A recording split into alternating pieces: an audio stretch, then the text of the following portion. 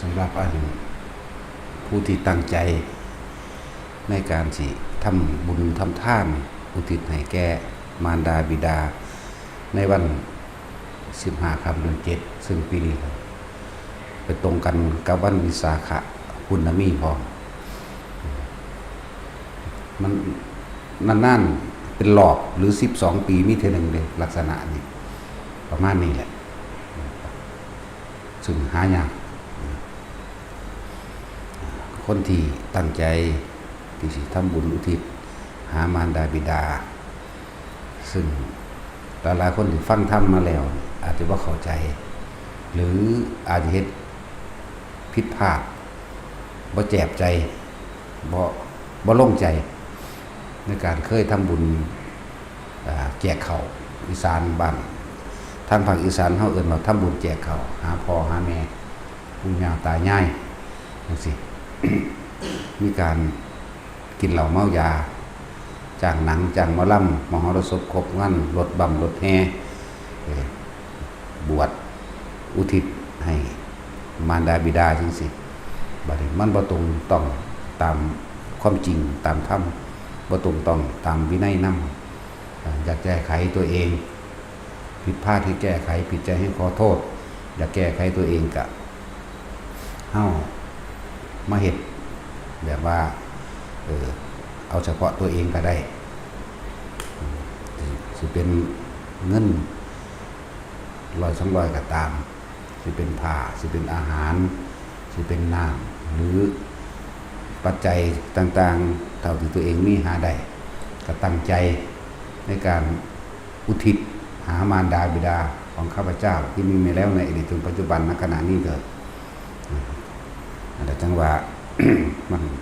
เมื่อฟังธรรมดีแล้วมันสิจะแยกแยะในความผิดในความถูกในความจริงและความบ่จริงในความใดและความบ่ใดนะบ่แจบใจบ่ลงใจสามารถเริ่มต้นเฮ็ดใหม่เฮ็ดอยู่นี่แหละในวันที่31นะวันที่31พฤษภาคมเนาะนั่นแหละอีกอย่างหนึ่งก็มีความพิเศษที่ว่ามารดา7 ชั่วโคตรหมายถึง7 ชั่ว7 ศาสตร์นับจากนี่ถอยลงไปเป็น7นะสิได้ทั้งหมดแม้นว่าจะตกนรกอยู่เปรตอยู่หรือเดรัจฉานก็ตามส่วนผู้อยู่ที่สุคติอยู่แล้วดีอยู่แล้วเขาบ่เป็นหยังเขาจะบ่เอาหรอกคือเอาเฉพาะผู้ตกต่ำนี่เป็นความเมตตาเป็นบารมีที่สัจจะอธิษฐานของพระพุทธเจ้าที่ว่างไว้นั่นแหละคนที่บ่มีโอกาสได้มาโอนเงินบาท1 2 บาทก็ตาม100-200ก็ตามพอตะโอนแล้วปุ๊บขอผลทานบุญกุศลกรรมดีที่ข้าพเจ้ากระทำมาแล้วตั้งแต่อดีตตอนต้นจนถึงปัจจุบันณขณะนี้จงถึงแด่มารดาบิดาของข้าพเจ้าที่มีมาแล้วในอดีตจนถึงปัจจุบันขอท่านทั้งหลายจงได้รับส่วนบุญนี้จงมีความสุขเถิดสาธุเนี่ยแค่นี้พอจือเอาเด้อผู้อยู่เมืองนอกก็ตามต่างจังหวัดก็ตามหรือที่มาบ่ได้ก็บ่ต้องว่าผลท่านผลบุญถึงบ่ถึงว่าเขาตั้งเจตนาเฉพาะมารดาบิดานำอีกอย่างหนึ่งผลทานบุญกุศลกรรมดีที่มีมาแล้วในอดีตนี่หมายถึงว่าเขาลวกให้เหมือนกับการที่ไปฝากไว้แล้วต้องเบิกหรือลวกให้เอามาร่วมกันเบิดสมัยตะเก่าก่อนคนเฮาเวลาทำบุญทำทานนี่ยังก็ตามส่วนมากก็คือทำเพื่อแลกของเอาของน้อยไปแลกของมากแลกทำเพื่อกองการกิเลสและตัณหาของตัวเองใส่ซ่องจบใส่หัวอธิษฐานขอตะบึดตะพื้อยู่มันเลยเป็นการทำบุญมันเป็นการทำสิ่งหนึ่งเพื่อแลกกับสิ่งหนึ่งเพื่อให้เกิดสิ่งหนึ่งคือแบบนี้เอาไหมที่เขาท่านไปแล้วมันบ่สูญหายไปในดอกมันก็อยู่เหมือนเดิมที่เขาท่านไปแล้วที่เขากระทำไปแล้วเพราะว่ากระทำไปแล้วอาจจะกวาดศาลากวาดหนังหรือเคยสั่งศาลาออกบูรณะต่างๆสั่งพุทธรูปหรือสั่งให้ท่านผ่าให้ท่านยังก็แล้วแต่ที่มีมาแล้ว ถ้าผู้ใดระลึกได้ว่าเฮาเฮาท่านเฮาสร้างเฮาเฮ็ดเวลาเฮาไปไหว้พระจังซี่เฮามีแต่ขอหรือท่านแล้วก็ขอท่านแล้วก็แลกจังซี่ถ้าผู้ใดคิดได้ในจุดนี้ก็เปลี่ยนใหม่อย่าท่านเพิ่มทุกข์ในการขออย่าขออย่าหวังผลในท่านจะมีชีวิตพันในผลของท่านนี่ยังเถาะจังใดมันก็มีอานิสงส์เหมือนเดิมล่ะมีอานิสงส์ยิ่งกว่าเก่าซ้ํบ่แม่นเหมือนเดิมนั่นแหละจึงว่ารวบให้อาศัยพุทธานุภาพเด้สัจจญาธิฐานของพระพุทธเจ้าหรือที่เพิ่นตั้งปณิธาน6ไว้นั่นแหละรวบบุญให้รวบทานให้รวบกรรมดีให้กรรมดีต่างๆตะกี้เขาอาจจะแลกของไปแล้วแลกปัจจุบันได้แลกเมื่อไปฟังแล้วก็แยกแยะถูกกับเปลี่ยนใจใหม่แบบนี้อาศัย สิทธิกิจังสิทธิกำมังสิทธิการิยะนั้นพระพุทธเจ้าขอถือเอาพุทธานุภาพธรรมานุภาพในสัจจญาธิฐานที่พระพุทธเจ้าได้ประสิทธิ์ประสาทเอาไว้แล้วว่าอาศัยอำนาจของพระพุทธเจ้าให้ผลทานนี้นะจงถึงแดดหรือให้ผลทานนี้จงเป็นไปตามเจตนานั่นแหละจึงบอกว่าสิทธิกิจังสิทธิกำมังสิทธิการิยะตถาคโตสิทธิเตโยชโยนิจังสิทธิราโพนิรันตรังสัพพะกัมมังภวันตุเตคำว่าสัพพะกัมมังคือการกระทำทั้งหลายอันเป็นบุญกุศลนั่นแหละจงสำเร็จแก่ทุกท่านนั่นเองนี่แหละที่ค่ำเวลาเฮาทำบัดแล้วเฮาพากันพากันอาศัยพุทธานุภาพเฉพาะพุทธเจ้าเลยนะตถาคโตหมายถึงพุทธเจ้าทุกพระองค์อะไรพระตถาคตเจ้าทุกพระองค์ได้พากันทำสืบต่อสันติวงศ์ในพุทธวงศ์มาแบบนี้และอาศัยอานุภาพของเพิ่นเป็นตัวเป็นเครื่องนำทรงผลทานบุญกุศลกรรมดีให้กับทุกๆคนสำหรับผู้ที่อยู่เมืองนอกหรือมาบ่ได้เอาง่ายๆว่าทุกๆคนที่มาบ่ได้ก็ขอให้พวกเจ้ารวบทั้งที่นึกได้บ่ได้ก็ตามรวบโลดขอผลทานบุญกุศลกรรมดีนี่ที่ข้าพเจ้าก็ทำมาแล้วตั้งแต่อดีตตอนต้นจนถึงปัจจุบันณขณะนี้จนถึงแด่มารดาบิดาของข้าพเจ้านะขอมารดาบิดาของข้าพเจ้าจงได้รับผลทานบุญกุศลกรรมดีนะท่านจะมีความสุขเถิดก็ว่าไปนั่นแหละสำหรับคนที่โอนเงินเฮาสินึกอุทิศหรือเฮาสินึกทรงก่อนโอนหรือหลังโอนก็ได้ทั้งนั้นสำหรับผู้โอนเงินสำหรับผู้ฝากผู้อื่นมากก็เหมือนกันหรือสิถ้าพูดคือว่านั่นแหละบางคนก็อาจจะได้เบิ่งไลฟ์สดบางคนก็บ่ได้เบิ่งแต่ว่าเวลาเฮาฝากของผู้อื่นมาเฮาก็นึกไว้เรือนผ่าสิเป็นเงินสิเป็นต่างๆสารพัดขอผลทานบุญกุศลกรรมดีที่ข้าพเจ้าทำมาแล้วตั้งแต่อดีตต้นถึงปัจจุบันขณะนี้จงถึงแด่มารดาบิดาของข้าพเจ้าที่มีมาแล้วในอดีตจนถึงปัจจุบันเพราะท่านทั้งหลายนี้จงได้รับผลทานบุญกุศลกรรมดีนี้จงมีความสุขเถิดสาธุเหตุแค่นี้นั่นแหละเวลาฝากก็เหมือนกันวันนั้นฝากผู้อื่นนะว่าอธิบายจุดนี้ทุกคนเข้าใจนำ หลายๆคนก็ย่านบ่ได้จุดสำคัญคือจะขออย่าแลกอย่าไปทำท่านเพิ่มทุกข์โดยการขอนั่นขอนี่แลกนั่นแลกนี่ตัวสำคัญมันเป็นตัณหามันเป็นความอยากมันเป็นอย่างเหนียวมันเป็นเครื่องลั่นมันเป็นเครื่องเหนียวบ่ให้สิ่งที่เฮาท่านไปถึงพอจะของนั้นพอของพวกนี้บุญนี่มันเป็นนามธรรมเด้อาศัยความอิ่มอาศัยความปล่อยว่างเด้อาศัยตัวนี้เพื่อทรงผลทานบุญกุศลกรรมดีอธิบายตัวนี้ให้ฟังนำปีหนึ่งมันก็มีทีเดียวละ15 ค่ำเดือน 7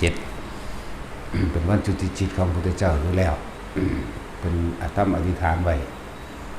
ในเมื่อนั้นก็มีเหตุการณ์อันเป็นมงคลเกิดขึ้นตั้ง32อย่างคนละก็อธิบายมาเรื่อยๆอยู่ดอกแนวมื้อนี้และที่มีพิเศษขึ้นมากก็คือว่ามารดา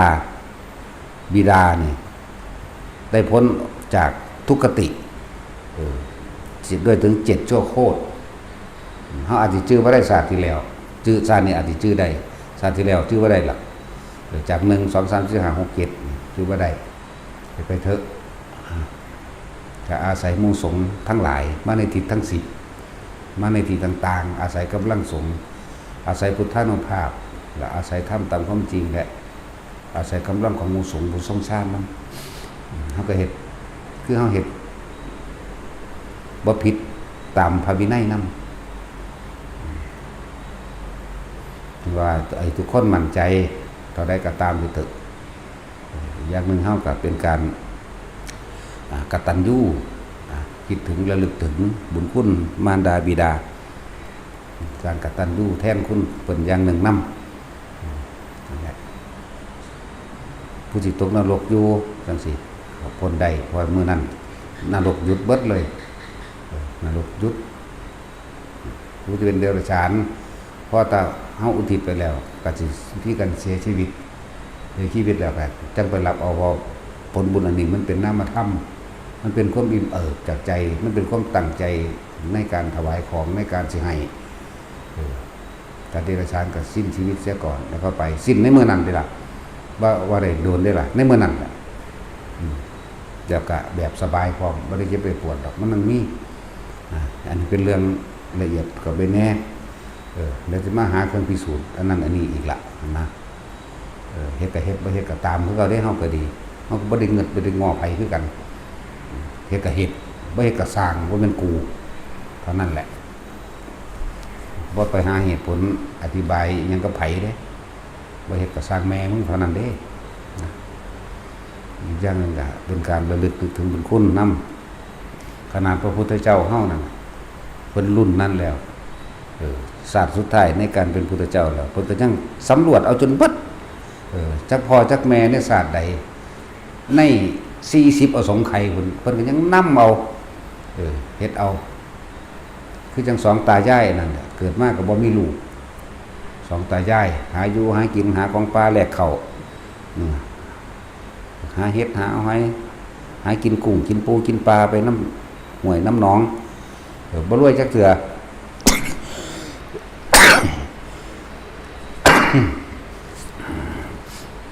จนว่าเพิ่นฮู้ว่าสองตายายนี่อีก7 มื้อสิตายเพิ่นระลึกเบิ่งแล้วโอ้ยแต่เป็นพ่อเป็นแม่มาตั้งสมัยใดจักอสงไขยใดพร้อมเด้มันธรรมดาเด้เพิ่นก็ยังไปตรวจเบิ่ง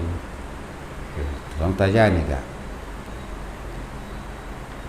นานๆได้เกิดมาเป็นคนทีนึงบนรุ่นแล้วก็มาเป็นผัวเป็นเมียกันอีกนานๆจักสินานเท่าใดจักสิอสงไขยล่ะจึงได้มาเกิดเป็นคนทีนึงหลังจากตายในศาสตร์นี้ไปแล้วก็จะตกเป็นนรกอีกเด้แล้วก็นานๆจมแช่อยู่ในนรกในเปรตเดรัจฉานอีกนานเพราะว่าสองตายายบ่เคยจักบุญบ่เคยทำบุญพากันหาปลาอยู่ใน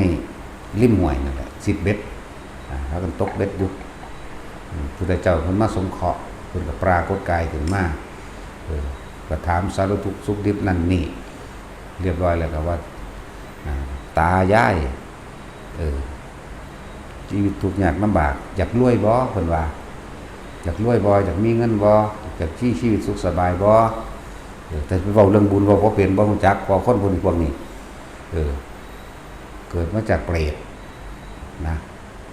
สิไปเว้าคือสิไปสอนเรื่องทานเรื่องหยังบ่รู้จักหยังดอกพ้นนรกมาแล้วมาเป็นเปรตมาเป็นเดรัจฉานแน่แล้วจะพ้นมาเป็นคนใส่อกุศลกรรมบาปทั้งหลายจนเบิดสะก่อนยังมาเป็นคนเทื่อนึงหลังจากเป็นคนเทื่อนี้แล้วก็สิลงเป็นนรกอีกโอ้มันธรรมดาเด้นั่นแหละขนาดนั้นเพิ่นสงเคราะห์เพิ่นก็เลยบอกเอาให้ทองเอาพระคาถานี่เด้อบาทพระคาถานี้ทองไปเถอะเดี๋ยวบอกตากับยายสิรวยเองนะตัวคนมันอยากรวยนี่มันก็ทองเอาเพราะว่าความเชื่อนี่แหละเชื่อว่าเจ้าของสิรวยเชื่อว่าเจ้าของสิอยู่ดีกินดีนะมันก็เรียกว่าพุทโธกัมมัฏฐาโมกัมมะจุติสัมพุทโธเนี่ยเพิ่นให้ทองแค่นี้แหละ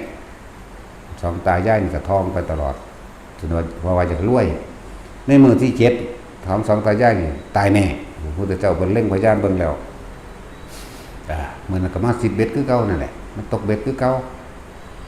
สองตายายก็นั่งทองพุทโธกัมมัทธโมกัมมัจจุติสัมพุทโธพุทโธกัมมัทธโมกัมมัจจุติสัมพุทโธทองอยู่ในใจเรื่อยเบ็ดอันของยายมันไปติดหากไม้อยู่ใต้น้ำส่วนตานี่ก็ดำน้ำลงไปเพื่อจะไปปลดเบ็ดให้กันนั่นแหละแต่มือไปฆ่าศอกไม้ศอกหรือยังละ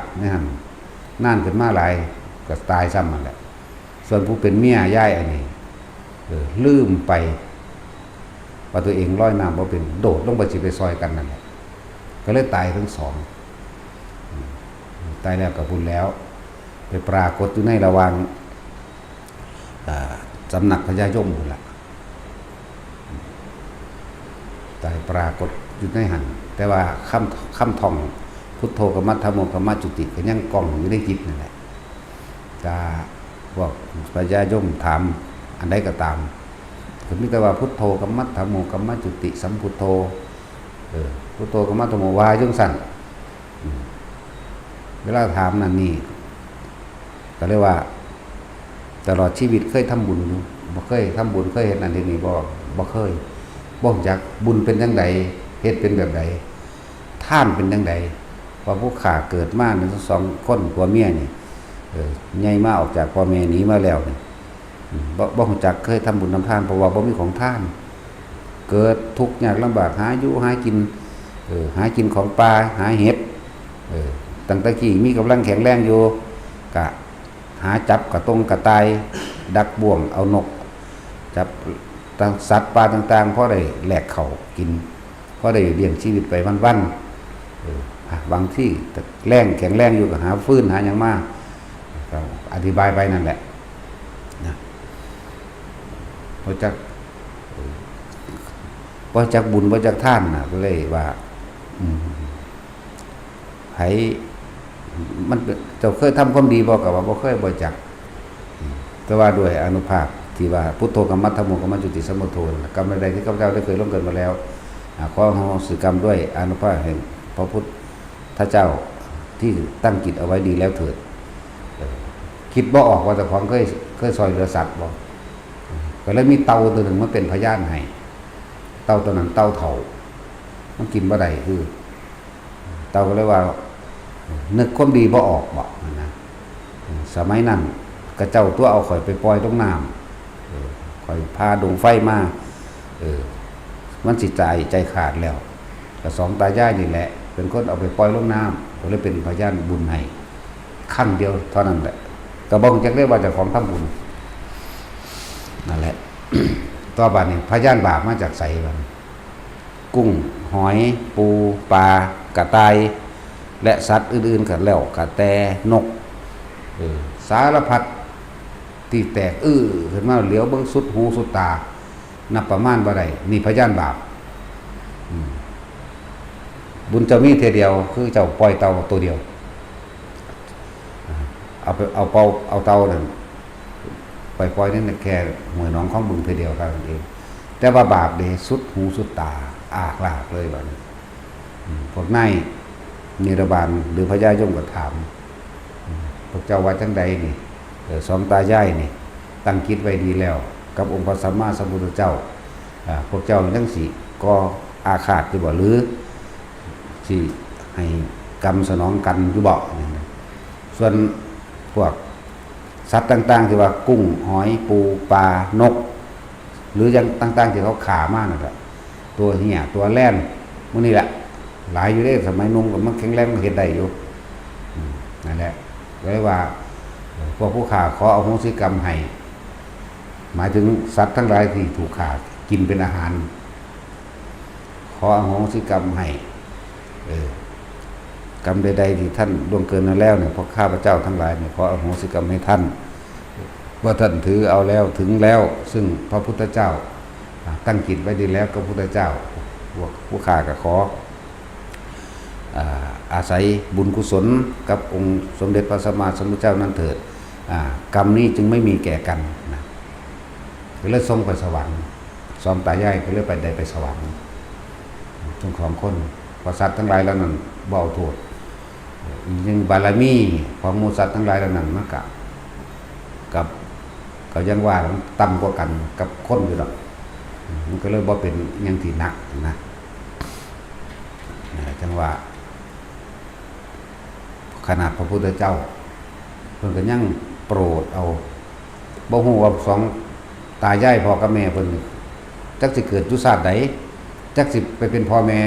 ในเป็นในคราบเดรัจฉานบ่หรือในคราบมนุษย์บ่หรือในคราบใดกับมันยาวไกลในระหว่าง40อสงไขยบ่ฮู้ว่าอสงไขยที่เท่าใดเหมือนกันเพิ่นบ่บอกว่าในอสงไขยที่ใดเพิ่นว่ายาวนานนับอสงไขยนับก็นับแล้วก็แล้วไปเลยมายกเป็นตัวอย่างพวกเฮาฟังขนาดว่าพระพุทธเจ้าเพิ่นพ้นแล้วสุดแล้วจบแล้วเพิ่นก็ยังระลึกนึกถึงบุญคุณของมารดาบิดานะจะได้บอกอย่างหนึ่งให้ทุกคนนั่นน่ะพวกเฮาบ่ทันได้พ้นสุดได้ซ้ำพวกเฮาเป็นหยังคือบ่พากันเฮ็ดนะนี่เรื่องของพระพุทธเจ้าก็มีมาเป็นตัวอย่างในมือนั้นในมือเดียวในมืออุลัมปนาสูตรที่เรื่องเล่าของพระโมคคัลลาช่วยแม่พ้นนรกนั่นแหละดับไฟนรกนั่นแหละเพราะโมคคัลลาภาษาลีบุตรมื้อนี้แหละว่าอยู่เรื่อยๆอยู่นะมาเป็นคติมาเป็นตัวอย่างว่าสำหรับคนที่บ่ได้มาคนฝากมื้อนี้ก็ให้อุทิศบุญไว้ซะก่อนอุทิศในใจเจ้าของเองตั้งใจให้ในตัวเองที่หลังนั้นหรือผู้ใดอยู่ไร่สดกับว่านํพูดตามที่เขาถ่ายทอดออกไปนั่นแหละสำหรับผู้มามันสิได้ก็มันก็เป็นธรรมดาคนมันมาถึงสิได้รับรู้แห่งความรู้สึกสงบเย็นคนที่มานี่เหมือนมีพุทธานุภาพแห่งเมตตาคลุ้มอยู่คนที่หันหน้าเข้ามาสู่สถานที่เฮาสร้างเริ่มต้นจาก16กิโลนี่จะเกิดความรู้สึกอิ่มเอิบสงบเย็นคำถามสงสัยหรือความร้อนกระวนกระวายใจหายเบิดสิแปลกประหลาดอยู่เด้เหมือนกับคนตั้งใจว่าสิไปถามหลวงพ่อว่านั่นนี่ตั้งใจไว้แล้วพอมาถึงแล้วลืมเบิดมันเกิดความจางคลายมันเกิดความปัสสัทธิมันว่างคลายความกังวลความสับสนความร้อนมันว่างของมันเองดอกเฮาก็บ่รู้คือกันว่ามันว่างได้จังได๋แต่ว่ามันว่างนั่นแหละเรื่องสั้นแต่มันพอทหารหนามา16กิโลคือ1โยชน์เมื่อเขาในเขตนี่แหละปุ๊บมันสิเป็นปัญหาต่างๆความกังวลกระวายร้อนใจต่างๆว่างเมื่อยิ่งเขามาใกล้แล้วเหมือนบ่มีทุกข์อีหยังเลยสบายสบายใจคนที่เดินทางมามันก็เลยมีอานิสงส์กว่าคนที่บ่มาอยู่ดอกแต่ว่าเรื่องอุทิศนั่นน่ะอุทิศถึงอุทิศได้เหมือนกันถึงเหมือนกันแต่คนที่มาจะได้รับรสแห่งธรรมจะได้รับรสแห่งเมตตาจะเป็นแบบนั้นจะได้รับความชุ่มเย็นภายในตัวเองแล้วก็จะได้ฟังธรรมแล้วก็สิมีอาการปิติต่างๆเกิดขึ้นหลายอย่างอยู่ดอกคือว่าแล้วมันคนผู้มากกับคนผู้บ่มากแต่ว่าผู้บ่มากกับบ่ต้องย่านว่าผลทานบุญกุศลที่เฮาเฮ็ดนั่นสิบ่ถึงมารดาบิดานี่เจ็บชั่วโคตรนั่นถึงแต่ว่าตัวเองบ่ได้รับรสแห่งธรรมแต่ว่าถ้าฟังก็ได้รับเหมือนกันหมายถึงผู้ใดอยู่จออยู่หน้าจอฟังไปเรื่อยนะรู้เรื่องบ่รู้เรื่องก็สร้างมันเกิดความสงบเย็นในตัวเองอยู่ดอกนะคือเรียกว่ามันบ่สู่พ้นมาดอกอันเรื่องอันนี้เป็นเรื่องเฉพาะความรู้สึกของตัวเองแต่ว่าเรื่องท่านถึงเสมอกันเรื่องท่านเรื่องอุทิศนะอธิบายซ้ำให้ฟังผู้ใดมีเจตนาว่าจะให้ท่านกับฝากมากก็ได้โอนมาเองก็ได้ฝากมู่มากส่วนคนที่ตั้งใจมากแล้วนะมันมีอันสูงกว่ากันอยู่แล้วเขาจะได้รับสัมผัสในความรู้สึกในใจเขาเองบางที่เวลาเขาสวดมนต์สาธยายคำสอนพระเจ้าผลทานด้านอาหารยารักษาโรคของนมที่เยอะอาศัยหรือความเนื้อความสุขต่างๆนั่นก็เป็นเครื่องอาศัยทั้งกาย นี่มันก็ไปอย่างหนึ่งแล้วต่อมาเฮาสวดธรรมจักรสวดอนัตตลกนสูตรอทิตตปริยยสูตรและปฏิจจสมุปบาทอันนี้เป็นอาหารทั้งใจเป็นแสงสว่างนำทางในการดำเนินชีวิตในการต่อไปอย่างว่าแหละเวลาเฮาสิสวดอย่างนี้ขอกระแสเสียงธรรมอันเป็นคำสั่งสอนแห่งองค์สมเด็จพระสัมมาสัมพุทธเจ้าจงดังก้องกังวานไปขอกระแสเสียงธรรมนี้จงถึงแด่มารดาของท่านทั้งหลายที่ได้ร่วมตั้งใจอุทิศส่วนบุญกุศลกรรมดีให้แด่มารดาของบิดาของท่านนั่นแหละมันก็ไปตามนี้แหละกระแสเสียงธรรมเป็นดวงว่าเป็นแสงสว่างสี่ทางให้เดินตามสี่ทางคนทุกข์ให้อย่างสั้นคนที่มาสวดบางที่สวดอาการปิติมันเกิดขึ้นปลื้มอิ่มน้ำตาไหลไปน้ำสวดไปต่อบ่ได้มันสิหยุดกึกก็บ่ต้องตกใจหยุดก็หยุดเลยรู้ว่าหยุดรู้ว่าสวดต่อบ่ได้รู้ว่าปลื้มรู้ว่าน้ำตาไหลก็รู้อยู่หั่นบ่ต้องจะไปคิดหาเหตุผลบ่ต้องอายคนพร้อมก้มหน้าอยู่หั่นแหละสะอึกสะอื้นมันสะอื้นโลดบางคนดีบ่ดีเห็นภาพมีภาพมีภาพเหมือนพ่อแม่มารูปหลังรูปหัวจังซี่นะนั่นแหละเวลามันเป็นคนลุกสู้ซ่าขึ้นอิ่มบางคนก็ให้สะอึกสะอื้นแต่ว่ามันบ่แม่นให้บ่ต้องกั้นอึกนั่นแหละแต่ว่าบ่ต้องให้มันออกมาเฮ้อเด้บางคนเว้อขึ้นเลยเด้แต่ว่าหลายคนก็ดอกแต่มันละลายกับน้ำแมงเบิดนี่เลยก็ได้จังซั่นมันเป็นอยู่แล้วมันหูอยู่แล้วนั่นแหละบางคนก็เห็นเป็นภาพถ้าเป็นผู้สาวงามแต่เป็นแม่ก็เป็นผู้สาวงามคือ20 ปีนี่เด้อย่าไปคิดว่าผู้อื่นเด้นั่นแหละเขาได้อัตภาพใหม่ได้รูปร่างกายใหม่แล้วมันได้เป็นคนผู้สาวเขาก็แสดงเป็นปัจจุบันให้เบิ่งนั่นแหละถ้าเป็นผู้หญิงเป็นแม่ก็ดีถ้าเป็นผู้ชายก็เป็นผู้หนุ่มเหมือนกันเหมือนคนอายุ20 ปีเหมือนกันก็ต้องตกใจว่าเป็นไผบ่ฮู้จักว่าแม่นปล่อยเลยรู้ไปซื่อๆเห็นไปซื่อๆนี่สำหรับผู้มีสัมผัสได้มีอยู่บ่แม่นว่าบ่มีคนลุกคนขิ้งลุกตัววื้อขึ้นจุกกึกก็ต้องใจเจ้าของเองจุกกึกเข้าหัวใจนี่แหละสะอึกสะอื้นนี่จากหลอกข้อเฮานี่แหละนะมันสิมีแบบว่านี่คนกระงอนลุกได้มันหรือว่าขึ้นนั่นแหละเขาลูบกระงอนเฮาหรือลูบหัวเฮาเองพวกเขาจะได้รับบุญเขาว่ามาขอบคุณขอบใจนั่นนี่หรือมาอวยพรก็ว่าไปแล้วเขาก็ไปไม่เจ็บชั่วโคตรนั่นแหละอันนี้ก็เว้าเหตุการณ์พิเศษน้ำแน่อย่างนึงเฮาบ่ฮู้จักเฮาบ่จักคำคิดบางทีว่าขอเบิ่งภาพเก่าได้แน่รูปร่างหน้าตาอะไรเกิดมันก็จะเป็นภาพเฒ่าๆแล้วให้ข้าเจ้าแสดงภาพอัตภาพใหม่อัตภาพปัจจุบันเป็นแบบนั้นเป็นคนหนุ่มเป็นคนสาวเป็นสั้นสำหรับผู้ที่มีนิสัยไปทางโลดโผนหรือเห็นโลดโผนผาดโผนหรือเห็นก็ว่าไปก็บ่ต้องตกใจเป็นไผก็บ่รู้บางที่ก็บ่เห็นแต่ว่ามีความรู้สึกว่าเหมือนมีคนเอามือมาลูบตรงกระงอนเฮาลูบหัวลูบหน้าผากลูบกระงอนหรือลูบไหล่หรือลูบหลังจังซี่ก็ปล่อยโลดนะก็อาการต่างๆที่มันสัมผัสได้ในมือนั่นแหละโอ้มันคุ้มค่าแท้ๆเด้เฮ็ดบุญเทื่อเดียวนี่ได้พ่อแม่7ชั่วโคตรปีนี้ได้7ชั่วโคตรอันที่อัดว่าจัก100-200 คนก็สร้างได้7ชั่วโคตร7นี่ไปแล้วเกิดมานับ1ใหม่ก็7นี่ไปอีกปี2ปี3เฮาก็เฮ็ดไปจนเฮาตายพุ่นเลยก็สิบ่ได้หลายอยู่บ่เนาะนั่นแล้วหรือ14มั่งได้ไหลไปเลยจนเฮาตายพุ่นล่ะบุญนี้ก็บ่ได้สูญหายดอกก็เป็นของตนคือเก่านั่นแหละมันบ่ไปไสดอก ให้เฮ็ดไปนั่นแหละที่เพิ่น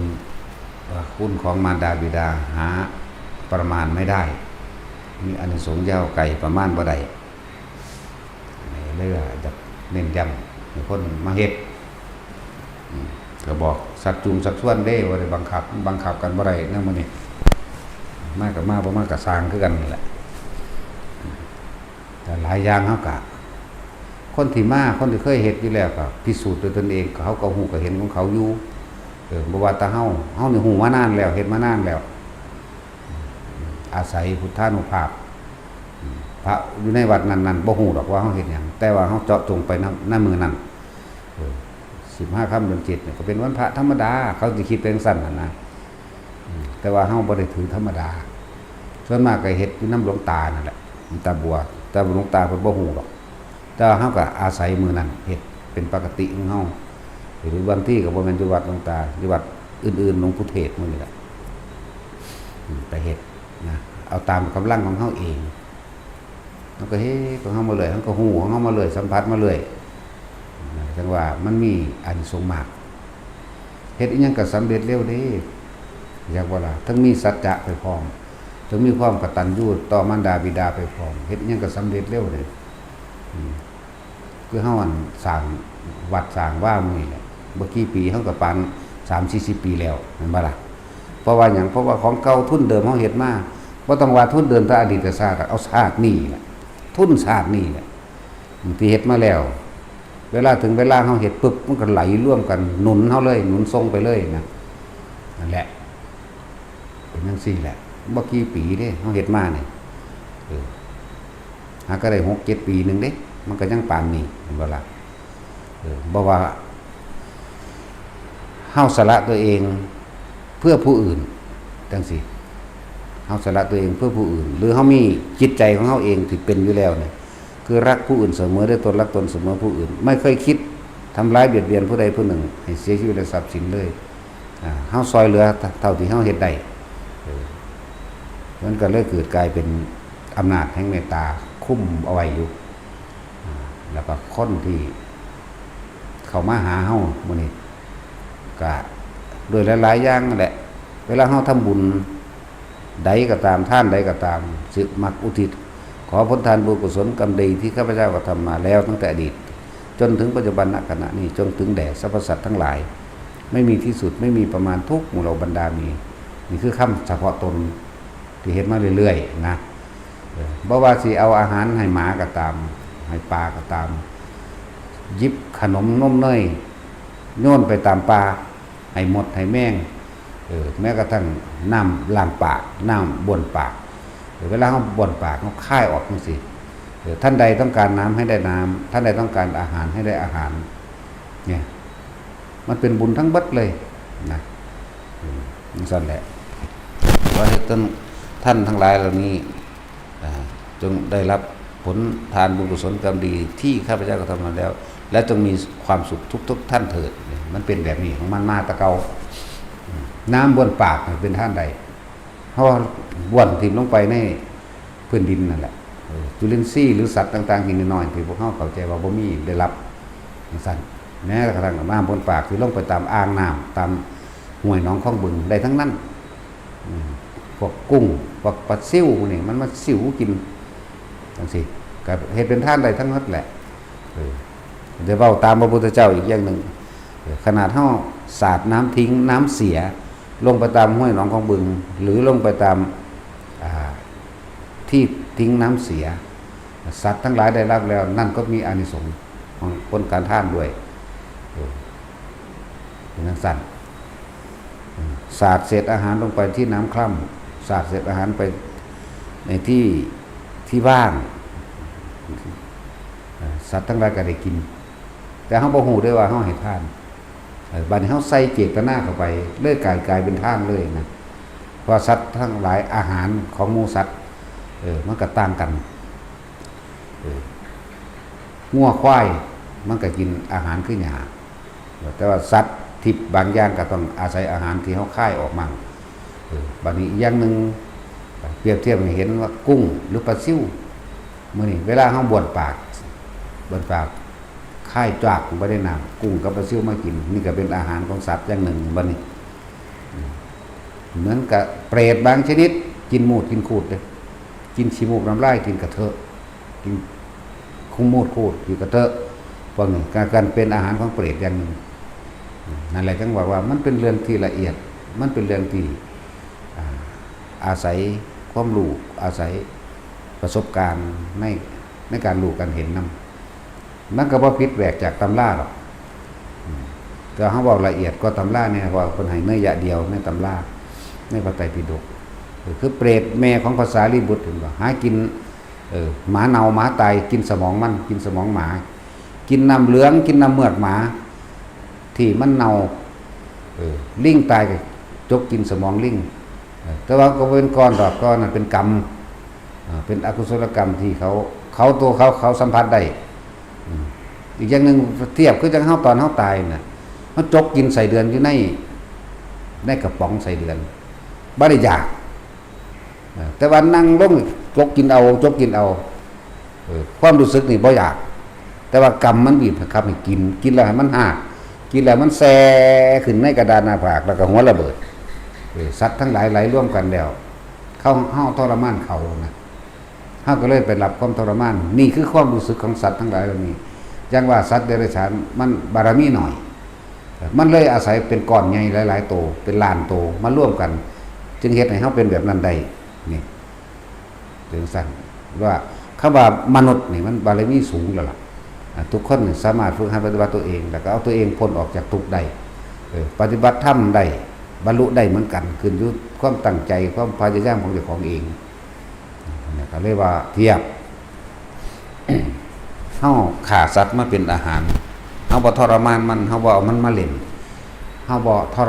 เอามันมาขายมันก็เลยว่าของบางอย่างมันก็เป็นการใส่กรรมซึ่งกันและกันดอกเฮาก็สดใสไปในตัวของเฮาเองส่วนเฮาฆ่าปูฆ่าปลาฆ่าเป็ดฆ่าไก่ฆ่าหมูฆ่างัวฆ่าควายหรือหยังก็ว่าไปเพื่อยังชีพหรือเป็นอาหารแค่นั้นไม่ได้ทำเพื่อเอาไปขายไม่ได้ทำโดยทรมานมันนะแต่การกินธรรมดาเนี่ยมันก็สดใสกันแล้วไปเลยกับนี่เพราะว่าเขาไม่ได้ทรมานอย่างมันนะสดใสแบบเวลาเขาไปเป่าไฟหนึ่งเขาไฟก็แตกปักแป๊กใช้น้ำหนาหรือตกถือแขนหรือเขาไปเหยียบไฟหรือเขาเหยียบน้ำเหยียบนั่นเหยียบนี่ไปนั่นแหละคือการสดใสมันกระจางค่ายหายออกไปเพราะบารมีเขาประสูงเพราะง่ายๆมันประท่านกันแต่ว่าบัดนี้เขาร่วมเราเรื่องของตัวเองเขาเป็นคนหากินใส่เบ็ดคุดใส่เดือนนับประมาณบ่ได้ก็แล้วกันที่เฮ็ดมามันเลยเป็นการทั้งเอาเขาไปขังทรมานทั้งเขาเอาไปเป็นต่อยอดเอาไปเป็นเหยื่อ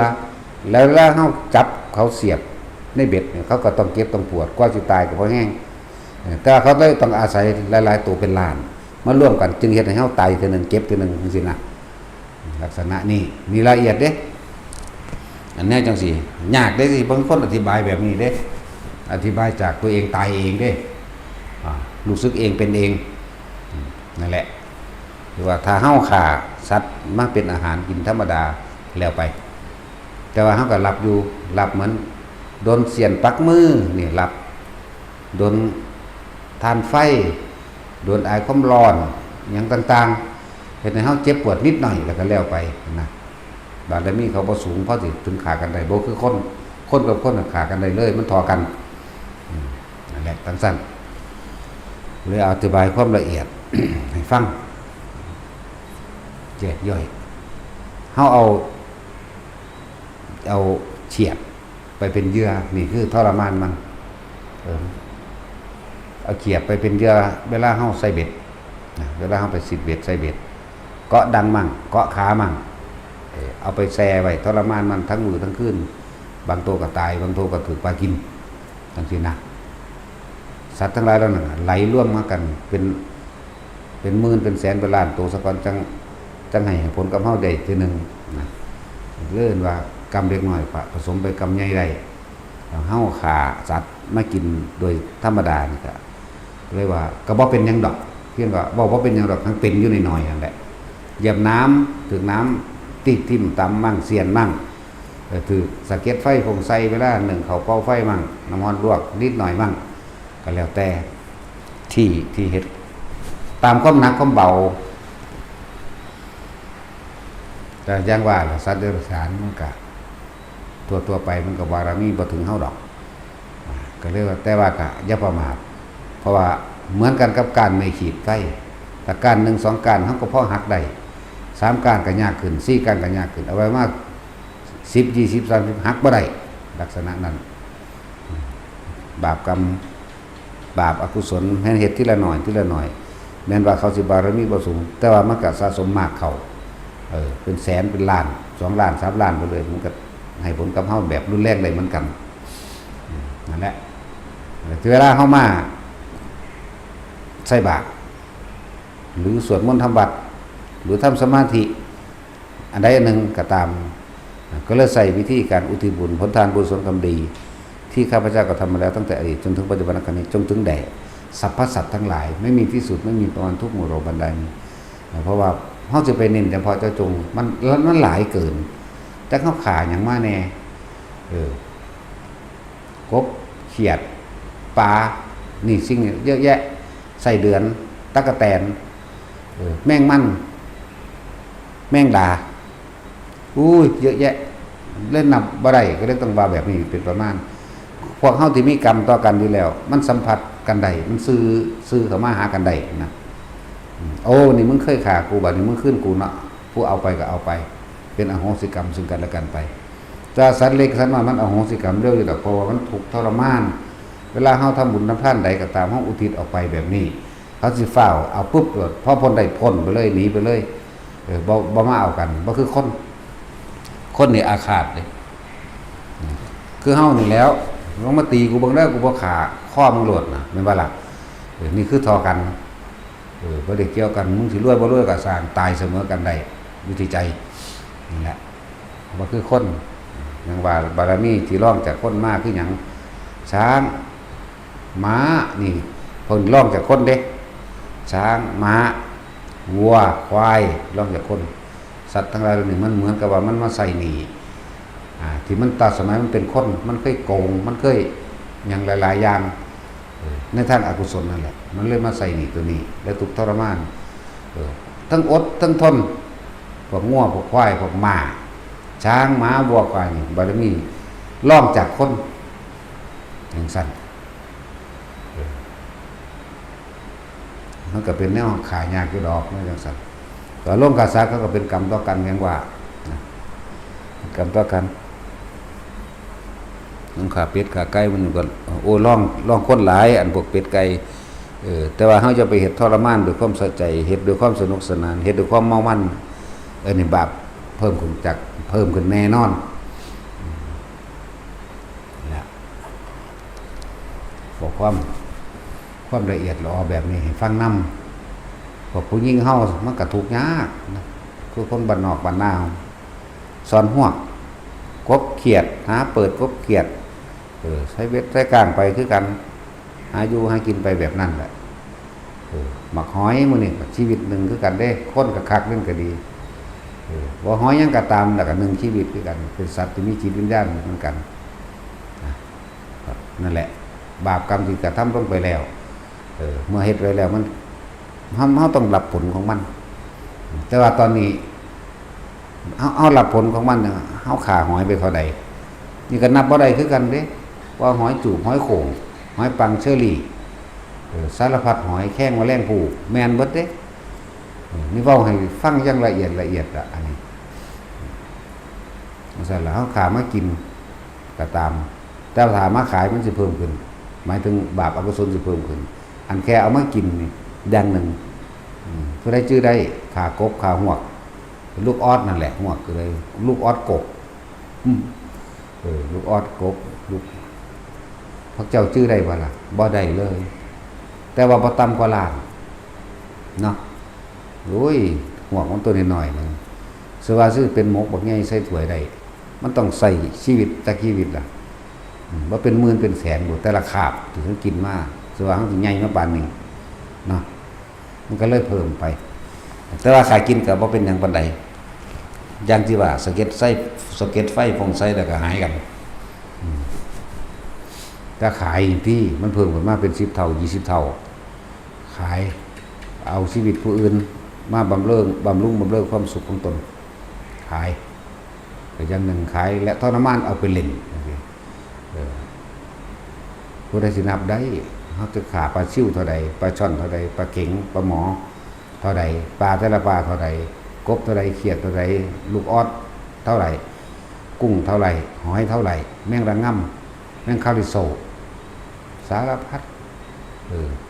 ปีงเปิงมันก็ขาใส่เดือนเท่าไหร่นี่เบิดตลอดนับเบิ่งดีๆเด้อมันก็นับจังไดมันก็บ่ถ้วนดอกแต่ว่าลองระลึกเบิ่งนะถ้าระลึกเบิ่งแล้วเฮาก็สลดสังเวชใจที่ถ้ากูบ่พ้นทั้งหลายแล้วนี่ถูกกูเฮ็ดมากูต้องได้มาเกิดเป็นทั้งเบิดนี่มีมั้ยมองสินำมาสะเทือนใจตัวเองมั้ย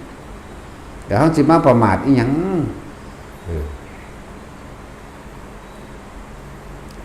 ในการที่เฮามาเห็นแล้วเฮาเป็นหยังคือบ่มีสติระลึกนึกรู้อยู่กับความรู้สึกในกายตัวเองลมหายใจจับจุดหน้าโล่งมันแหละเฮ็ดไปจังได๋เฮาก็ตายอยู่แล้วไงจังซั่นแหละแต่ระลึกในความสะเทือนใจก็มาขานกเท่าใดขาหนูเท่าใดขาไก่เท่าใดขาเป็ดเท่าใดงัวควายอาจสิบ่หลายแต่นี่ยังจำได้อยู่ว่า10โตสั่งเขาบ่เคยเฮ็ดเองเวลาเขาขาแล่นหนีสั่งเดี๋ยวโตนมันแต่หันสั่งเขาแนวนั้นที่ได้เต็มเลยเนี่ยอันนี้แต่ว่ากะพ้นกันแล้วจังซี่นะจังซี่แหละก็เรียกว่าผิดพลาดแต่ละอันแต่อย่างที่เราระลึกได้ก็ต้องแก้ไขตัวเองผิดพลาดแก้ไขตัวเองถ้าผิดใจกับคนก็ขอโทษซะยกมือไหว้ถึงก็ใจอ่อนลงดอกแต่ว่าได้ความจริงใจเด้มันจังใจอ่อนด้วยเสแสร้งแกงซ้ำบ่อ่อนเด้คนมันมีความรู้สึกสัมผัสหลับกันได้อยู่ดอก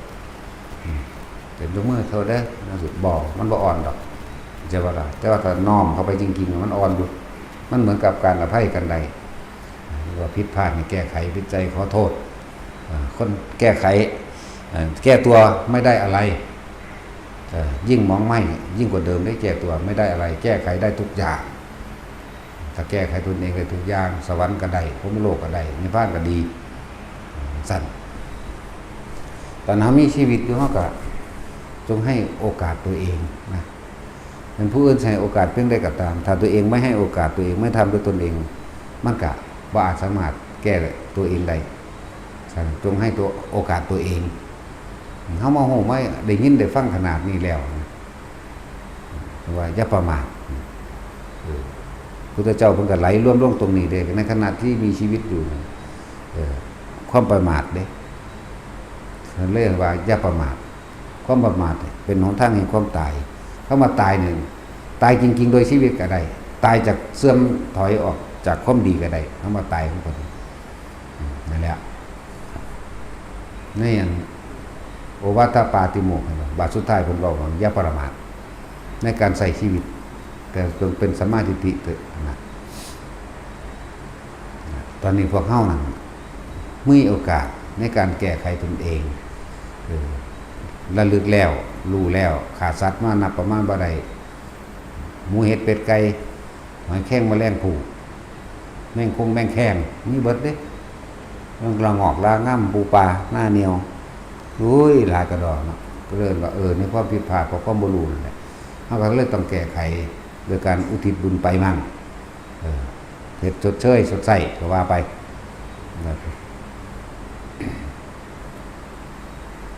ถ้าบ่เว้าก็บ่มีผู้ใดลึกถึงได้ว่าพวกเฮาเนี่ยโหดเหี้ยมอำมหิตโหดร้ายฆ่าผู้อื่นแบบบ่ได้คำนึงถึงเขาสิเจ็บสิปวดบ่บัดคนอื่นมาเฮ็ดเฮาเด้ผูกใจเจ็บบ่แค้นบ่อยากเอาคืนบ่อยากเอาคืนแบบร้อยเท่าพันทวีเนาะแต่ว่าตอนที่เองเฮ็ดผู้อื่นนี่บ่คิดพอเด้ผู้อื่นก็บ่แม่นแต่ว่าคนเด้เฮ็ดใส่เป็ดใส่ไก่บ่เฮ็ดใส่หมาใส่หมูบ่เฮ็ดทรมานกับปลาบ่กับนกบ่หอยกับหอยต่างๆกับปูต่างๆบ่บ้านนอกเฮาฮู้จักดีเวลาเฮาจีปูเฮาบ่ได้ขามันเด้เฮาถิ่มลงสดๆมันแล่นกุนๆออกมานั่นแหละหอยก็เหมือนกันหอยมันบ่มีตีนแล่นเด้มันได้กั้นเอาจนตายอยู่ในหั่นเลยถิ่มใส่ไฟจังได๋ก็ยุงสั่นนั่นแหละอาภัพสัตว์ทัพอสัตว์อาภัพที่สุดกับพวกบ่มีขา คือว่านั่นแหละกำเนิดของสัตว์มีเท้ามากสัตว์ไม่มีเท้าสัตว์2 เท้าแล้วสัตว์4 เท้าจังซี่นี่ก็แยกย่อยในกำเนิด4อีกอย่างหนึ่งด้วยกันกำเนิด4คันธพะเกิดในคันบ่ทันได้แยกว่ากี่เท้าอันทชะเกิดในไข่ก็บ่ทันได้แยกว่ามีเท้ามากหรือไม่มีเท้ามากสังเสชชะนี่บ่ต้องห่วงเกิดตามตะไคร่น้ำที่สกปรกเลื่อมอยู่กับต่างๆอยู่ทำให้เกิดพวกนี้บ่มีสมองบ่มีความจำบ่มีสัญญาบ่มีปัญญามีแต่ความแบบรู้สึกรับรู้ด้วยความเจ็บปวดอย่างเดียวตัวนี้พอสังเสชะตัวนี้โอปาติกะอุบัติขึ้นเลยก็มีพวกเปรตสัตว์นรกหรือเทวดาโอปาติกะเป็นว่ากำเนิด4แต่จังมาแยกอีกเด้บัดนี้จังมาแยกประเภทของสัตว์ที่อาภัพต่างๆเป็นแบบใดสัตว์4 เท้ายังกับงัวกับควายกับหมูยังในระดับหนึ่งที่สามารถช่วยเหลือตัวเองหนีได้แต่แม้กระทั่งจอมเขตนี่แหละสัตว์มีเท้าสัตว์4 เท้าสัตว์2 เท้าก็มีไก่มีเป็ดมันแหละก็คนมันแหละทั้งสัตว์มีเท้ามากก็นับจาก6ขึ้นไปพวกปูพวกสกอร์เปียนขี้เข็บกิ้งกือพวกสัตว์ไม่มีเท้าไส้เดือนหอยสัตว์ไม่มีเท้าด้วยนี่พวกในอาภัพเด้งูมันนี่ก็อาภัพเด้ถึงมันสิเกินที่เร็วแต่ไปถึงจุดใดจุดหนึ่งเร็วบ่ได้อีกไปตรงที่ลื่นๆคือมาถือกระเบื้องจังซี่เอามันไปบ่ได้ง่ายเด้มันดุงดังไปน้ำดินไปน้ำปลาได้อยู่เร็วอยู่ทางลัดยางก็ฝืนเครื่องไปอย่างคือกันมันได้มันลื่นๆตัวในอาภัพคือกันนี่จะมาเรียกว่าอาภัพพสัตว์อย่างหนึ่งมีความละเอียดต่อของสัตว์ยังมันมีมากกว่านี้อีกอยู่ดอกที่พวกเขาบ่อาจสามารถรู้ไปกับแต่จะการรู้ไปกับถ้ารู้ว่าสัตว์ทั้งหลายเหล่านี้อาภัพแบบนี้เป็นแบบนี้เฮาบ่อยากไปเกิดเป็นแบบนี้เฮาก็เลยต้องบ่ประมาทคือว่าก็มีประโยชน์อยู่ก็มีประโยชน์ในความรู้ตัวนี้สิให้ไปอยู่เพื่อให้บ่ให้ตัวเองประมาทในการปฏิบัติธรรมนั่นแหละที่เว้ามานี่ก็ดีเพื่อบ่ให้ตัวเองประมาทเยอะก็นี่ที่เฮาจำบ่ได้หรอกในการขายอย่างแน่บางทีก็แม่งมีเนาะบักหลายได้เป็นปุ่มอยู่น้ำพญาเอาเกิบตีปั้วเอาฝ่ามือฟาดปั้วจังซี่มีเบิดมดดำมดแดงที่เฮาขามามดแดงมันไปเจาะปิ้งไก่ปิ้งปลาปิ้งกบมื้อนี้ปิ้งปลาทูมดแดงเจาะเฮาโมโหให้มันเฮาไปเคลียร์ลงไฟเฮาไปเคาะป๊อกๆๆๆใส่ไฟมันนี่เฮาก็เคลียร์ไปตามพื้นสังกะสีฮ้อนๆหรือปูนฮ้อนๆมดแดงบางที่มันก็มีบานมีเลื่อนมีไขว่มันนั่นแหละจังซี่เฮาก็เทน้ำร้อนลาดใส่มันตายนี่แหละจังว่าชื่อให้บ่ไผก็ดีถ้าชื่อได้ก็นำเข้ามาให้มันสะเทือนใจยังความไม่ประมาทให้เกิดขึ้นให้เป็นบุคคลที่มีสติและลึกรู้ในกุศลมากกว่าจริงๆนะมดแดงมันเจาะปิ้งกบมันเอาไปเคาะใส่ไฟโดยที่ทำมีไฟบางที่ก็จุดกระดาษจูดใส่เลยก็มีที่ว่ามานี่เพื่อให้ทุกคนบ่ประมาทนั่นแหละเพื่อให้ระลึกในอกุศลกรรมที่ตัวเองกระทำมาบ่ว่ามดแดงมดดำมดหยังก็แล้วแต่เถอะขี้เข็บไม่งอดเขาก็เข้าใจว่ามันเป็นสัตว์ร้ายเขาก็ฆ่ามันตักไผกันแน่เป็นสัตว์ร้ายบัดเนาะที่จริงมันก็หากินไปทั้งมันนั่นแหละเน่าต่างหากเป็นสัตว์ร้ายจริงๆนะไม่งอดงูต่างๆนี่เข้าใจว่าเขาจะมากัดเจ้าของเขาก็หากินเฉพาะเขานั่นแหละแต่เขาก็ไปฆ่ามันเหมือนก็แล้วอีหยังสิโหดร้ายยิ่งกว่าคนอีกเนาะบ่มีนะอันนั้นเขาได้รับโทษของเขาได้แหละที่ไปเกิดเป็นสัตว์ตะกี้เขาก็เป็นคนคือเฮานั่นแหละเปลี่ยนรูปเปลี่ยนร่างตามกรรมที่ทำไว้ทำกรรมสิ่งใดก็ได้รับผลนั่นแหละถึงนำมาบอกมาเตือนนี่แต่เฮาระลึกเบิ่งแล้วให้เกิดความสยดสยองคนพ้องสยองเก่าเนี่ยที่ตัวเองเคยกระทำกรรมอันใดไว้เฮาฆ่าหอยไปเท่าใดบ่ว่าต้องบางที่เขาบ่คิดพอเลย หอยแข้งแมลงภูนั่นนะเขาก็เอามันมาลวกเนาะเห็นปะมีชีวิตเป็นๆอยู่ด้วยนั่นนะลวกเจ้าของแล้วมึงดูเนาะบ่ได้แล้วฟงใส่ปูหน่อยๆน้ำมันฟงใส่กำยังหนึ่งศูนย์กว่าสั่นตัวน้ำมันฟงใส่แขนใส่ขาใส่หนาเนาะบัดเขาลวกเขาเลยสักพอดีแยมปากเล็กน้อยมันแสบว่าดิเนาะบันนอกหอยจูบหอยโข่งหอยปังแบบนี้นี่หอยหน้าแมงดาเสียบก้นมันกีตำให้มันหอมแมงแข้งข้อแมงแข้งจิกสารพัดจักรจันขัวจักรจันนั่นแหละพวกเขาระลึกเบื้องแรกเกิดความสยดสยองแต่ก็ระลึกเบื้องความโหดร้ายของตัวเองนั่นแหละบันปลาเอาปลาขอนมานี่เนาะหลายอย่างอยู่ดอกที่พวกเขาอาจจะคิดขาดมาถึงที่ว่ามานี่เพื่อให้เกิดความสะพรึงกลัวเกิดความหิริโอตตัปปะเกิดความยังที่สยดสยองตัวเองเกิดความบ่ให้ความประมาทเป็นผู้มีสติระลึกรู้อยู่กับลมหายใจมากที่สุดนั่นแหละหรือว่ามาทั้งเบิดนี่ก็ดีหลายแท้วันนี้เขาขาไก่ขาเป็ดให้เต็มอยู่ในหันมันจักชีวิตด้วยว่าเป็นหมื่นเป็นแสนคุณบอกให้ไก่ให้เป็ดให้ต่างๆนั่นแหละทุกมันธรรมดา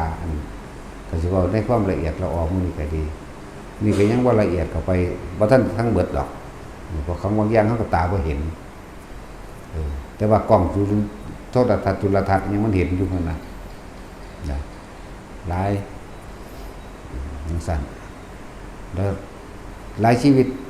ที่อาศัยร่างกายผู้อื่นเป็นโรคของมันก็มีคือพยาธิต่างๆแบคทีเรียต่างๆชีวิตเด่นอาภัพพวกนี้ชีวิตเขาไปขาดตัดตัวใดตัวหนึ่งตายเขาก็ตายไปนั่นจังสิ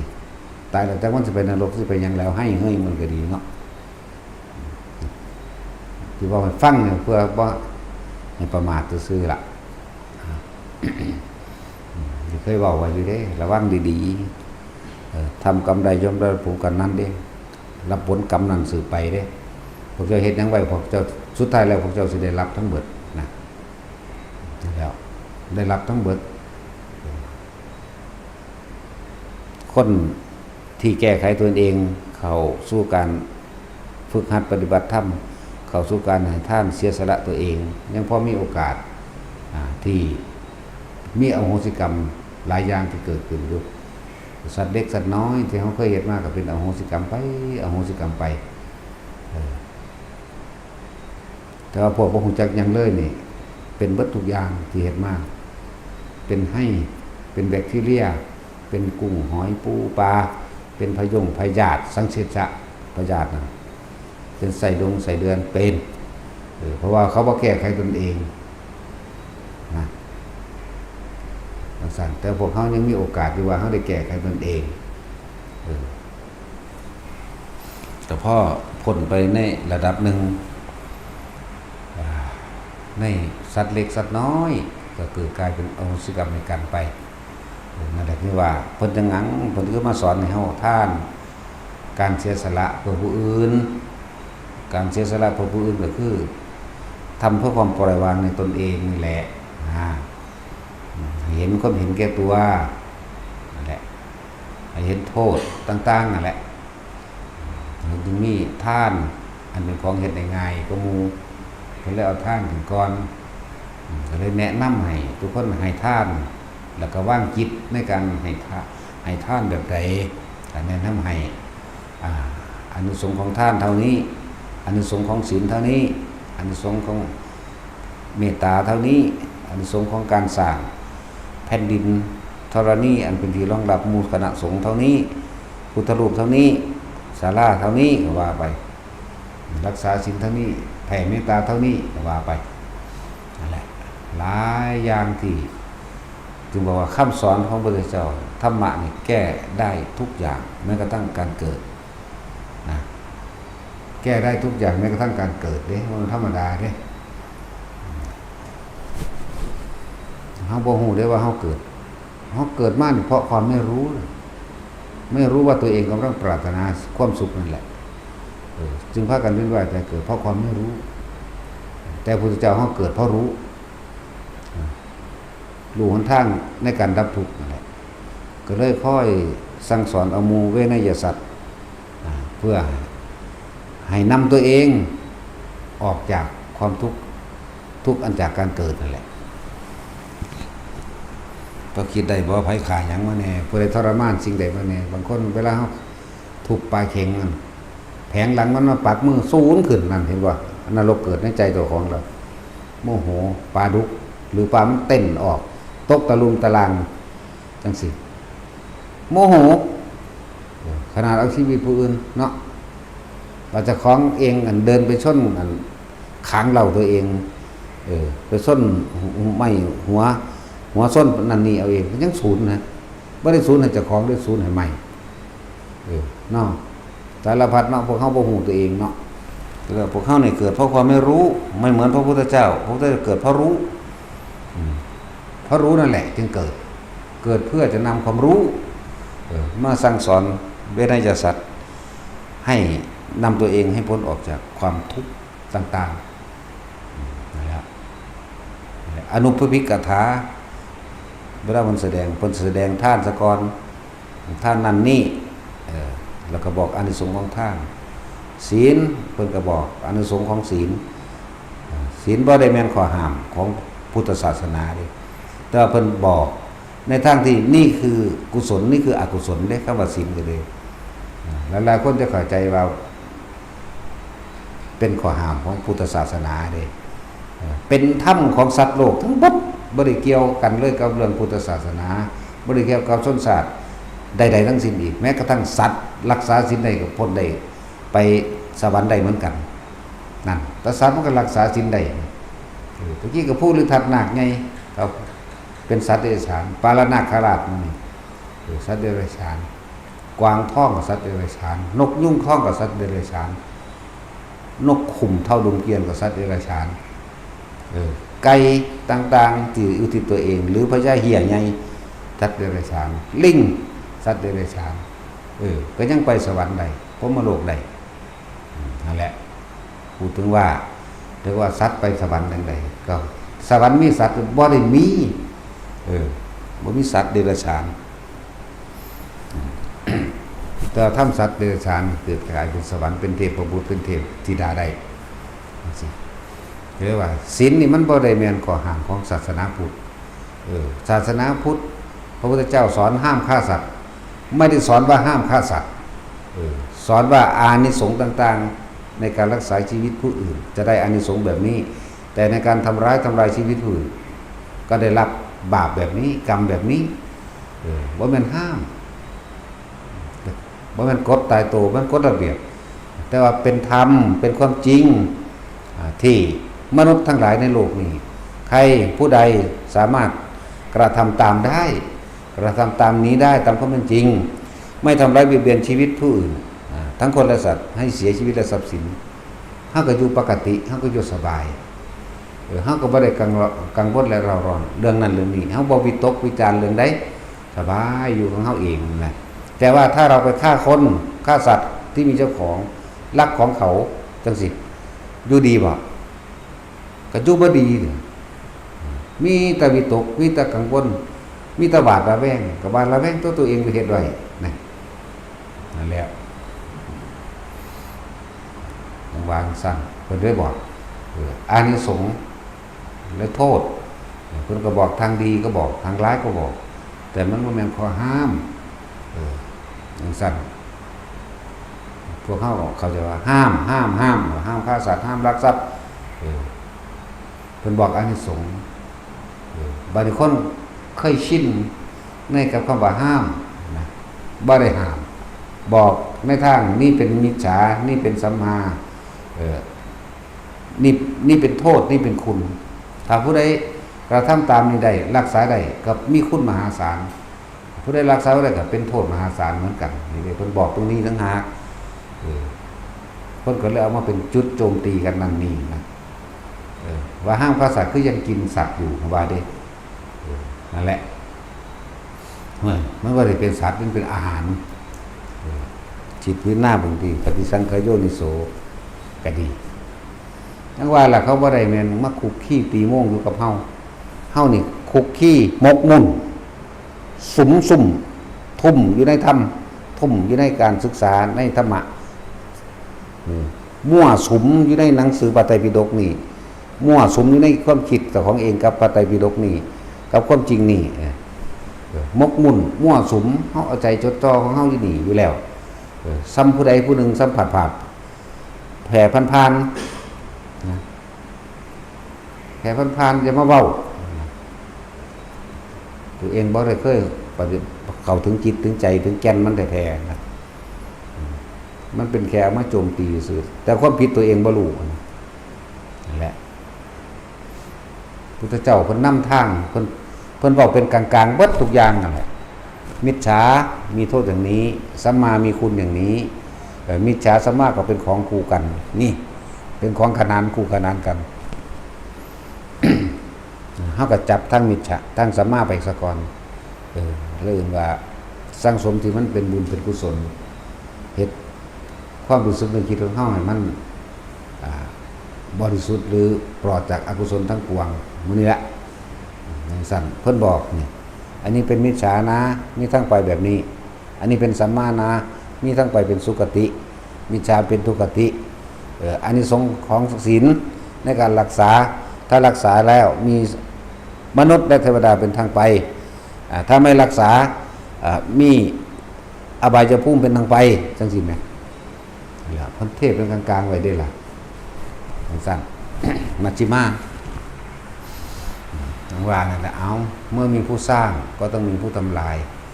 เมื่อมีคนดีนั่นแหละจึงมีคนเลวเมื่อมีขาวจึงมีดำเมื่อมีมืดจึงมีสว่าง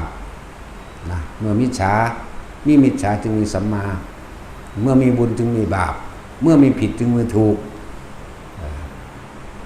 เฮาเฮ็ดจังใดเฮาสิบ่เอาจากอย่างใดเมื่อมีคนดีก็มีคนเลวคนดีก็อยู่ในเฮาคนเลวก็อยู่ในเฮาเด้บ่ได้อยู่นำผู้อื่นเด้อขาวอยู่ในเฮาดำอยู่ในเฮามืดก็อยู่ในเฮาเองสว่างก็อยู่ในเฮาเองบุญก็ในตัวเฮาเองบาปก็ในเฮาเองผิดก็อยู่ในตัวเองถูกก็ตัวได้เองนั่นอยู่ในนี่เบิดเด้บ่ได้อยู่ที่ผู้อื่นตัวเองมาเกิดเองแท้ๆสิไปโทษไผเนาะนี่แหละ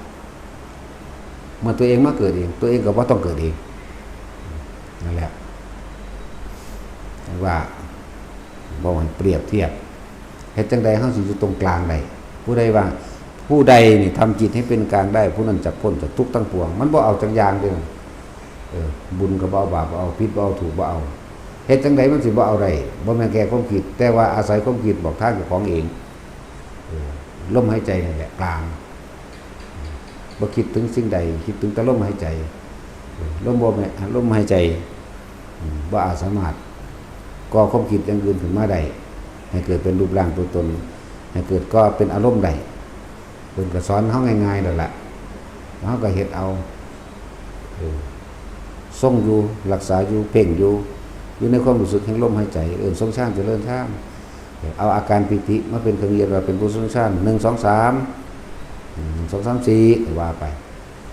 นั่นแหละพวกเฮาจงหาเครื่องอยู่จงมีวิหารธรรมเป็นของตนอาศัยลมหายใจนี่อาศัยอุณโลมหรือปิติน่ะเป็นเครื่องอยู่ปิติปราโมทชาภคุโรเป็นเครื่องยืนยันเป็นอาหารอย่างหนึ่งของใจอาหารทิพย์เป็นอาหารของหมู่พรหมทั้งหลายจิตบ่คิดบ่นึกบ่มีความไปโกรธเกลียดแค้นกับไผแต่อาศัยลมหายใจและอาศัยอาการปิติเป็นอาหารจิตมันก็อิ่มเอิบมันก็เบิกบานมันก็เป็นปิติปราโมทย์เพ่งอยู่ในอารมณ์เป็นหนึ่งจึงเอ่ยว่าปิติมีปิติปราโมทย์เป็นชาภคุโรเพ่งอยู่ในความปิติปราโมทย์แห่งตนเองเป็นจิตหนึ่งที่รู้อยู่ในความรู้สึกแห่งกายจังซี่เฮ็ดไปของพวกนี้มันฝึกได้แต่ละคนทุกคนฝึกได้ทั้งนั้นแหละเว้นแต่มันบ่ฝึกมันก็เลยบ่ได้เฮามีโอกาสเฮามีทางรอดเฮามีทางสิบ่เกิดแล้วเฮาก็เล็งเอาในตัวเฮาเองก็คนอื่นบอกคนอื่นสอนบ่สู่ตัวเองสอนตัวเองเทื่อเดียวเด้ ตัวเองสอนตัวเองสำนึกด้วยตนเองตัวนี้เขาถึงความจริงของตนเองนั่นแหละหลายอย่างหลายอันทุกคนให้นิ่งแน่อยู่กับลมหายใจมั่งอยู่กับอุณหภูมิตัวเองดูปิติชาภคุโรเพ่งอยู่ในอารมณ์ที่เป็นหนึ่งในอาการปิตินั่นแหละมันจิตมันอิ่มมันปราโมทย์มันเบิกบานของมันเลยเป็นทรงอารมณ์ที่เป็นกุศลเรื่อยๆคนตายก็บ่ตกต่ำนี่เลยก็ได้อรหันต์ไปเลยคนละเอาเถอะหน้าข้ามนิวรณ์ตัวเดียวก็ยังว่าอยู่บ่ต้องไปสงสัยใดๆทั้งสิ้นแล้วกูบรรลุหรือบ่บรรลุก็ต้องไปสงสัยบ่ต้องอยากบรรลุพออยู่กับมันในปัจจุบันขณะลมหายใจเป็นปัจจุบันเป็นสติเป็นรู้สึกตัวความรู้สึกตัวโดยอาการปีติปราโมทย์เบิกบานเกิดขึ้นอยู่ในกายจุดใดจุดหนึ่งระหว่างกลางคิ้วบนหัวกลางสมองหรือในระหว่างท่ามกลางอกหรือเคลื่อนไปตามที่ต่างๆในร่างกายอย่าหนีออกจากกายนั่นมันจะไปใส่ตัวนี้ว่าอะไรจะเกิดขึ้นบ่มีความสงสัยไปกับมีแต่ความกังวลนั่นนี่สารพัดมีผิดมีถูกมีดีมีเสียทั้งสั้นตัวแต่บ่มีอย่างเริ่มกับบ่มีอย่างเลยนั่นแหละจังว่าทุกคนมาหูแล้วไม่เห็นแล้วพบพ่อแล้วเหลือที่ตัวเองนึงได้เพิ่นเฮ็ดหยังให้บ่ได้เลยเพิ่นมีแต่บอกทางอาคาตาโรตถาคโตเนี่ยเราตถาคตก็เป็นแต่เพียงผู้บอกทางเท่านั้นการเดินทางพวกเธอทั้งหลายต้องเดินเองจึงจะได้สัมผัสเองรู้จริงของท่านเองเจ็บตีนเองก็รู้เพิ่นบ่ได้เจ็บนำหรอก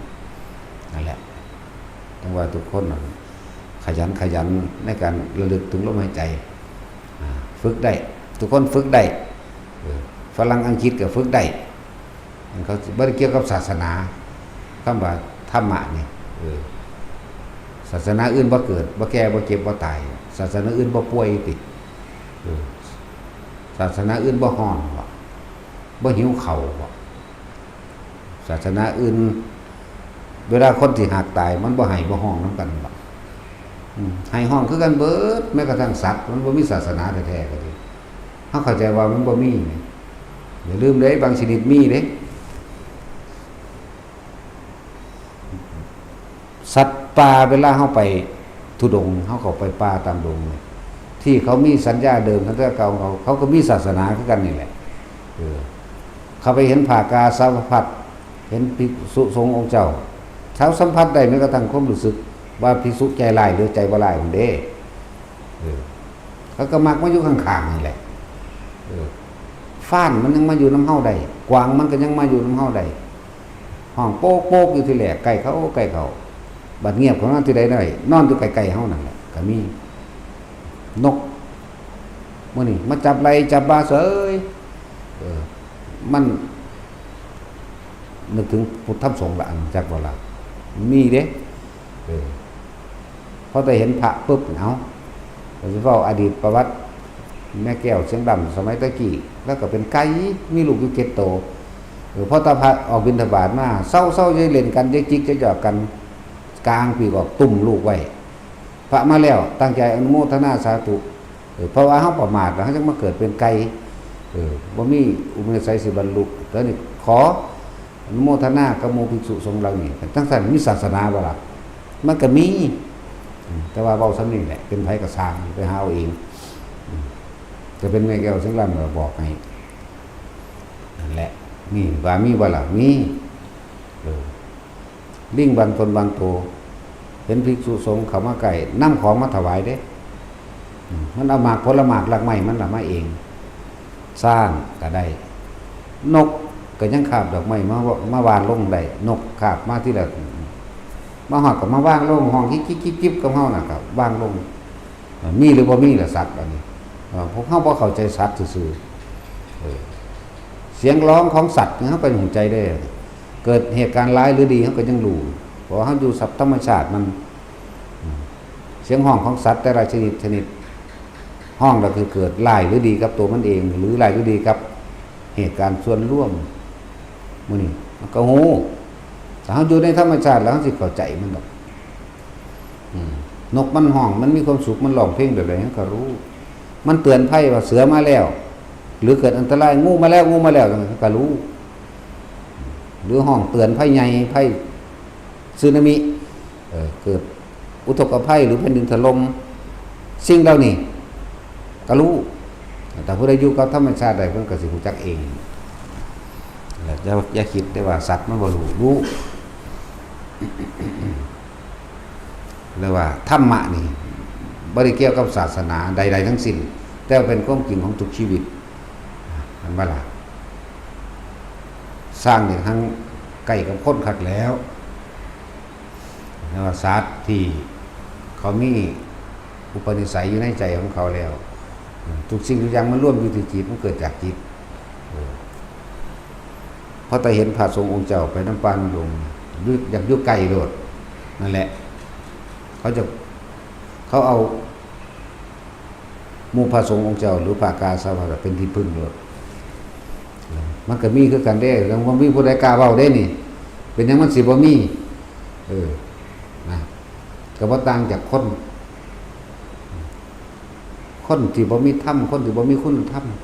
ก็มีอยู่ทั่วโลกอันนี้แหละสัตว์ที่บ่มีคุณธรรมก็มีเหมือนกันสัตว์ที่มีคุณธรรมก็มีเหมือนกันจังซั่นล่ะสร้างบางตัวเขาได้เห็นก้มลงไหวเด้คุบเข่าลงโลดคุบเข่าลงเห็นหัวพงก3ครั้งมันก็คือจัก3ครั้งกันมันก็คือจักพระพุทธพระธรรมพระสงฆ์สร้างก็ดีเว้าด้วยตัวเฮาเองก็ได้สร้างตัวมันดีมันก็มายืนคุ้มเฮาไว้สร้างตัวมันลายมันก็แล่นเข้ามาถือตัวดีนี่ซัดเอาไปหงายดังขี้แตกพร้อมหนีออกไปเดี๋ยวนี้บาดมันสิหนีจากเฮามันไหวซะก่อนมันคุบเข่าลงก้มหมูบลงเป็นธรรมดาแหละแต่คิดว่ามันบ่มีมันสิบ่มีเพียงแต่มันเว้าภาษาเฮาบ่ได้แต่เฮาก็อาศัยการรู้ลางร้ายหรือดีในเสียงของสัตว์จังซี่นั่นล่ะแต่คนอยู่กับธรรมชาติสิเข้าใจคนบ่อยู่กับธรรมชาติบ่เข้าใจหรอกนกมันห้องขอความช่วยเหลืองูมันสิขึ้นไปกินอยู่ในโกนลูกมันเฮาก็ฮู้มันห้องแบบใดก็ดีแต่ละชนิดนะแต่ว่าเฮาก็สิไปเฮ็ดหยังมันได้เป็นกรรมของเขาอีกอย่างนึงแต่บางทีก็แอบซอยเหลืออยู่หรอกแต่ว่ามันอาฆาตเฮาเด้นี่แหละจังสิเอาจังใดดีนะเพราะว่างูสิอาฆาตเฮาเพราะว่าไปขวางทางอาหารเขาเหมือนเฮาซอยกบออกจากปากงูนั่นแหละงูเสือกอาฆาตเฮาเด้กบก็ดีใจไปนี่จักสิว่างใจจังไดเนาะสั้นแหละสำหรับวงจรปฏิจจสมุปบาทหรือกรรมต่างๆกับว่างไปแต่สำหรับคนแต่คนตกน้ำสิตายบ่แม่นว่างเด้มันต้องไปอุ้มขึ้นมาเข้าใจว่าล่ะนั่นแหละก็เบิ่งเอาตัวแยกเอาเรื่องมื้อนี้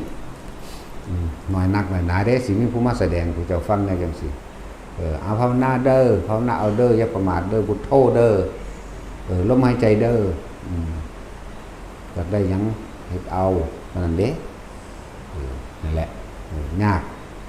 สิยินได้ฟังแบบนี้ก็ที่สำคัญพวกเขาผู้ใดทำจิตให้เป็นกลางผู้นั้นจะพ้นจากทุกข์ทั้งปวงนั่นแหละกลางก็ต้องบ่มีหยังบ่มีคนดีบ่มีคนเลวบ่มีผิดบ่มีถูกบ่มีดำบ่มีขาวบ่มีกลางวันบ่มีกลางคืนบ่มีบุญบ่มีบาปบ่มีหยังว่างๆจึงสั่นพ้นเองดอกกาอาศัยลมหายใจนั่นเด้อเป็นหนทางพระอรหันต์ก็จะได้หูดังบารมีทั้งหลายก็ร่วมอยู่ในหูดังนิพพานก็อยู่ในหูดังอยู่ลมหายใจในหูดังเฮานี่แหละเข้าใจบ่ล่ะสมาทาน